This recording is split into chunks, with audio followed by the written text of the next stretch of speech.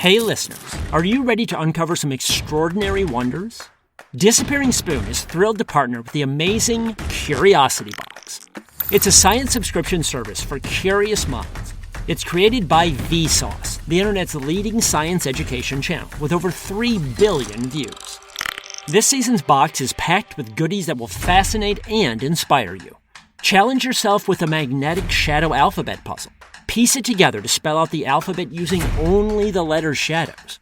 Or discover the picture pot, where art and mathematics merge into a colorful, creative masterpiece. It is fun and educational. And the highlight, a sample of recreated Martian soil. Experience the thrill of holding the red planet right in your hands. Don't miss out on this unique adventure. Subscribe to Curiosity Box now and celebrate the incredible achievements of science. For 50% off, use the offer code SPOON at the-curiosity-box.pxf.io/disappearingspoon.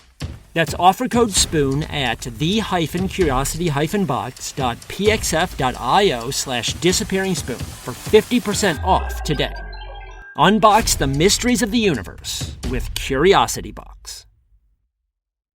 Hey everyone, this is the last episode of the fall season. We'll resume things in the spring. If you're craving more science history content before then, I recommend checking out the Science History Institute's excellent Distillations podcast. You can also find tons of bonus material for my show at patreon.com/disappearingspoon. See you in the spring. Most scientific papers are bland, even bloodless. Not John Calhoun's. Calhoun titled his most famous paper, Death Squared. And in it, he quotes from the fiery Book of Revelations and invokes the dreaded 4 horsemen of the apocalypse. Now, what sort of experiment could justify such thundering rhetoric? An experiment about mice. Seems like a stretch, right? But, in short, for this experiment, Calhoun built a mouse colony. But not just any mouse colony. This was a mouse utopia, a giant pen with everything a mouse could ever desire. Plenty of food and water, a perfect climate, reams of paper to make cozy nests. He also kept away all predators and screened the mice to eliminate all disease. A mouse could live to a ripe old age there and never worry about a thing. Officially, Calhoun called this setup the mortality-inhibiting environment for mice. Unofficially, it was called Mouse Heaven. But the thing is, this was not the first rodent heaven that Calhoun built. This was the 25th attempt. And by this point, he knew not to expect a happy ending, because he knew just how quickly Mouse Heaven can deteriorate into Mouse Hell.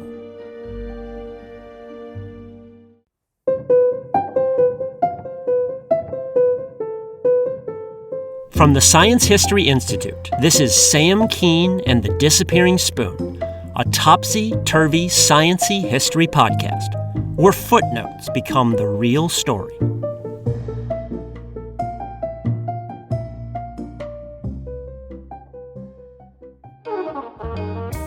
John Calhoun looked like the action movie star Charles Bronson.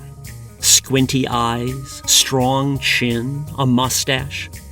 Calhoun was born and raised in Tennessee, and he conducted the mouse utopia studies at the National Institute of Mental Health, or NIM. Calhoun built the 25th utopia in 1968. It was a square cube, 4.5 feet per side, with soft ground-up corn cobs on the floor. Each wall had mesh tubing bolted to it that led to tiny mouse apartments, 256 total. And again, the mice had all the food and water they needed, plus complete freedom from cold, disease, and predators. Heavenly conditions. In July 1968, Calhoun introduced the first 8 males and females, all albino house mice. It took these 8 a while to feel comfortable in utopia. You can imagine them thinking, wait, something has to be wrong here, right? But once they settled in, life proceeded pleasantly. The first mouse pups were born after 3.5 months, and the population doubled every 2 months afterward.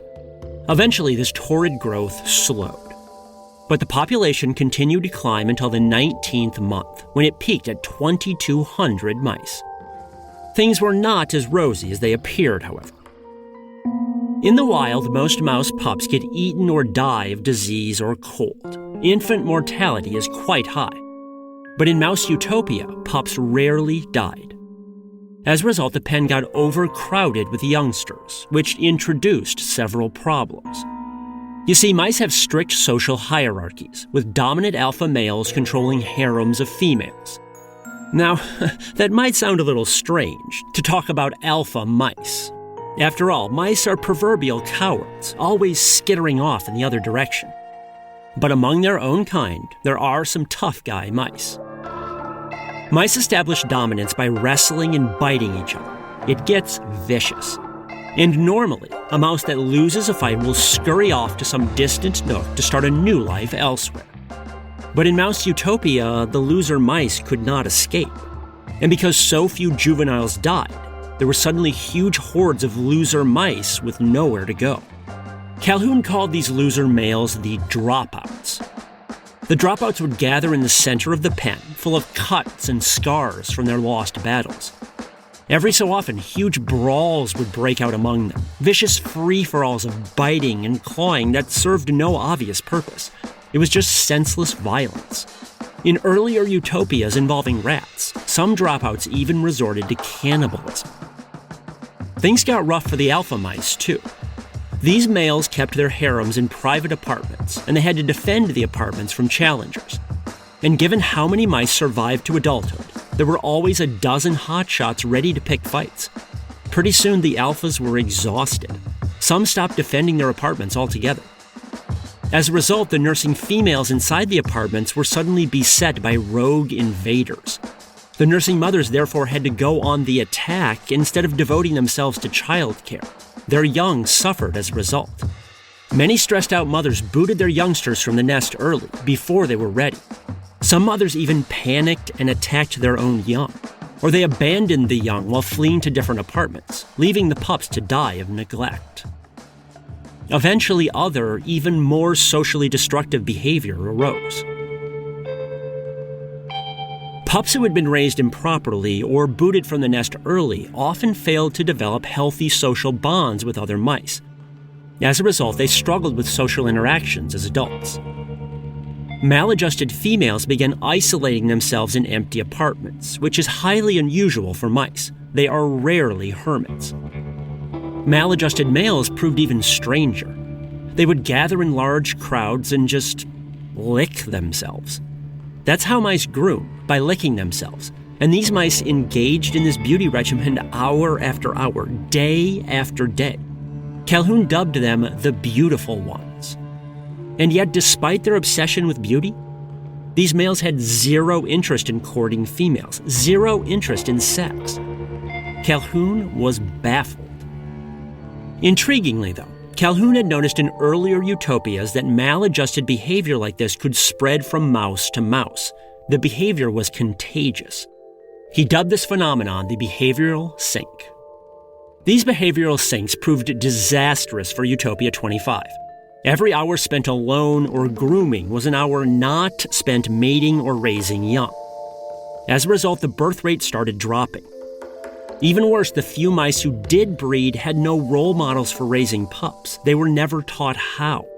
And the younger generations paid the price. By month 21, mice pups rarely survived more than a few days after birth. Eventually, new births stopped altogether. Older mice did live on, at least for a while. But by spring 1973, less than 5 years after the experiment started, the population of Utopia 25 had crashed from 2,200 to 0. Mouse heaven had gone extinct. Now, I admit I find this story compelling in a lurid sort of way, how heaven can transform into hell. But what really interests me is not so much what happened to the mice. It's what happened to the people who read about Calhoun's work when it was published. Because many of them panicked. Because they saw in these mice a parable for the imminent collapse of human society.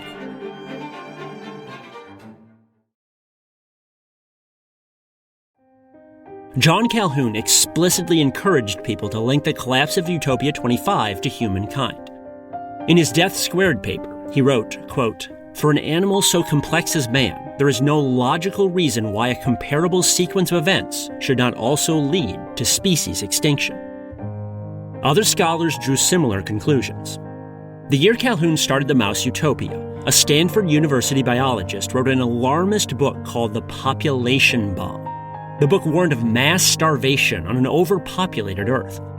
Popular culture echoed this theme in movies like Soylent Green, where excess people in overcrowded cities were culled and turned into food. You gotta tell them, Soylent Green is people! The idea of dangerous overcrowding was in the air, and sociologists saw Calhoun's mice as a cautionary tale. Later scholars saw the mouse utopia as a warning about the Industrial Revolution and the rise of urban society. After all, the 19th and 20th centuries saw population booms across the world, largely due to drops in infant mortality, just like with the mice. Recently, however, human birth rates have dropped sharply in many developed countries, often below replacement levels. And surveys indicate that young people in those countries have lost interest in sex, just like Calhoun's beautiful mice who groomed themselves all day. The parallels to Utopia 25 seem spooky.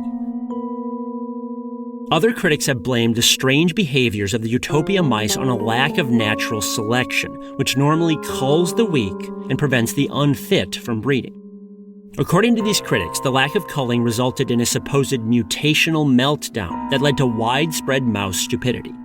These scholars then warned that humankind, by lifting the constraints of natural selection from ourselves, will face a similar decline into idiocracy. Still, other critics jump on Utopia 25 as proof of the dangers of loosening traditional gender roles. They claim it's an inevitable slide into effete males and hyper-aggressive females. Or they interpret the mouse utopia collapse as a parable about the dangers of socialism or welfare states. These critics claim that such states provide material goods, but remove healthy challenges from people's lives, challenges that build character and promote personal growth. Most of the critics who fretted over Calhoun cluster on the political right, but self-styled progressive critics have used Calhoun as well. Some use him as a cudgel to argue for more birth control. Others have reinterpreted the mouse collapse in terms of one-percenters and wealth inequality.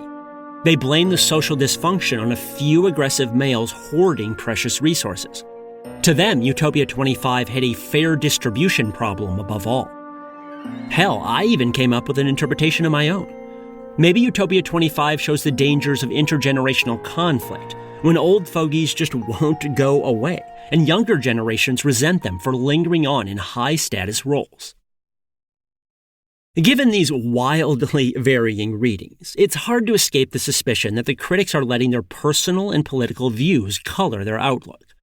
Ultimately, in fact, I'm not sure any of these interpretations hold water. The alarmist predictions about population bomb crashes among human beings were all predicated on widespread shortages of food and other goods. But that's the opposite of the case with Utopia 25. There, the mice had all the material goods they wanted. This fact also undermines the arguments about unfair resource distribution. These mice had plenty. Perhaps then it was the lack of struggles and challenges that led to dysfunction, as critics of the welfare state claimed. Except the spiral of dysfunction began only when the hordes of dropout mice lost challenges to alpha males and started fighting each other. The alpha males in turn grew exhausted after too many challenges from hotshot youngsters. In both cases, the mice faced far more competition than they would ever encounter in the wild. Then there's the warnings about the decline of intelligence. Not only does this interpretation echo the dark rhetoric of the eugenics movement, it also runs aground on several points.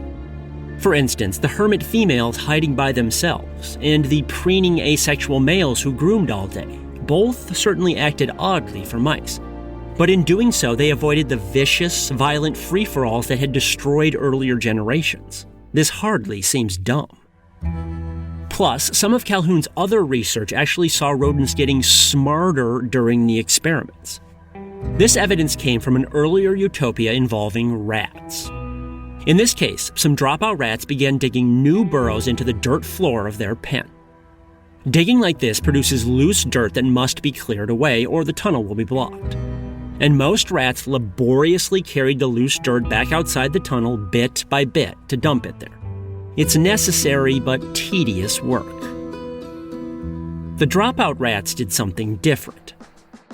Instead of carrying loose dirt out bit by bit, they packed all the loose dirt into a ball and then rolled the ball out of the tunnel in one trip.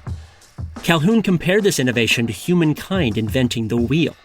And it happened only because the rats were isolated from the main group and did not learn the dominant method of digging. By normal rat standards, this was deviant behavior. It was also a creative breakthrough. Overall, then, social strife can sometimes push creatures to become smarter, not dumber. Incidentally, after Utopia 25 collapsed, Calhoun began building new utopias to encourage creative behavior and to keep mice both physically and mentally nourished. This research about making super smart rats in turn inspired a children's book named after Calhoun's workplace, Mrs. Frisbee and the Rats of Nim. Overall, then, the collapse of Utopia 25 does not imply that humans will get dumber as our planet gets more crowded. In fact, similar to Calhoun's rats, there's actually evidence that human beings are getting smarter over time. It's called the Flynn effect. Basically, the Flynn effect says that the IQ of human beings across the world has been steadily increasing for the past century, and continues to do so today. I've actually put together a bonus episode about the Flynn effect at patreon.com/disappearingspoon. It is fascinating stuff, and it's highly controversial, since the Flynn effect has been dragged into all sorts of debates about intelligence, sex, genetics, and race. Overall, this bonus will change how you think about IQ forever. That's patreon.com/disappearingspoon. Now, however flawed IQ is as a measurement, it does capture a certain kind of smarts. And it's awfully hard to argue that people worldwide are getting dumber when our IQ keeps rising. Just like with Calhoun's rodents, crowding does not seem to lead to stupidity. So where does all this leave us? If all those ways of interpreting Utopia 25 miss the mark, then what lessons can we draw from the experiment? Calhoun drew a lesson about status. Again, the males who lost fights for dominance could not leave to start over elsewhere.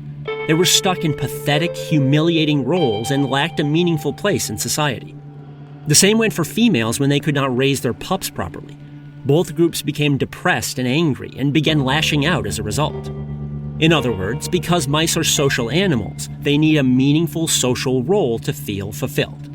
So do humans. We're also social animals, and without a meaningful role in society, we too become hostile and depressed and lash out. It kind of makes sense. Still, even this interpretation seems like a stretch. Humans have far more ways of finding meaning in life than pumping out children or being the alpha in some petty hierarchy. Honestly, the only safe conclusion I can draw about Utopia 25 is that maybe the experiment doesn't actually apply to human beings. In which case, the best lesson to draw here is a meta lesson, a lesson about the dangers of drawing hasty lessons. In the very early days of science, many natural philosophers objected to the very idea of lab experiments. For instance, in the 1660s, Isaac Newton used a prism to decompose sunlight into the colors of the rainbow. Newton cited this as proof that so-called white light was really a mix of multiple colors. But critics objected that he'd gone too far in this interpretation. His lab work seemed artificial, contrived. Perhaps the glass prism had corrupted the sunlight or something. How did he know his results applied to the real world?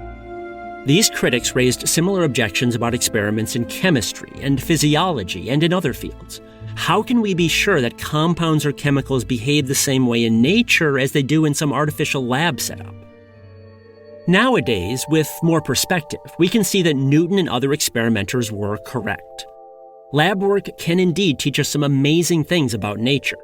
In fact, lab experiments have proved so successful that many of us take their applicability for granted. Whenever we hear of some experiment, no matter how contrived, we rush to apply the results to the real world. It's a reflex. But should it be? Experiments on light or chemical reactions are fairly simple compared to Calhoun's rodent utopias. In complicated setups like those, maybe the early critics of lab work had a point. Ultimately, the different interpretations of Calhoun's work seem like Rorschach blots, people seeing what they want to see. Maybe his lab experiments don't apply anywhere beyond the lab. After all, this was a mouse utopia. And utopia literally means nowhere.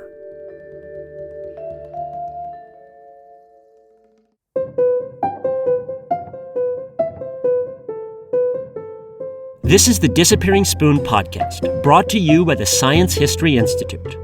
Find out more about their library, museum, and multimedia magazine at sciencehistory.org. Make sure you check out the Science History Institute's other awesome podcast, Distillations. You can find their in-depth narrative stories and interviews about everything from space junk to sex, drugs, and migraines, anywhere you get your podcast, and on their website, distillations.org. You can find more incredible stories from my books at samkeen.com. You can also book me as a speaker at your school or event. If you like this podcast, please support it at patreon.com/disappearingspoon. It costs as little as 7 cents per day. You can also get bonus episodes and signed books. Please spread the word to others as well, and subscribe in iTunes, Stitcher, or other places. This episode was written by me, Sam Keen. It was mixed by Jonathan Pfeffer and produced by Mariel Carr, Rigoberto Hernandez, and Padmini Raghunath.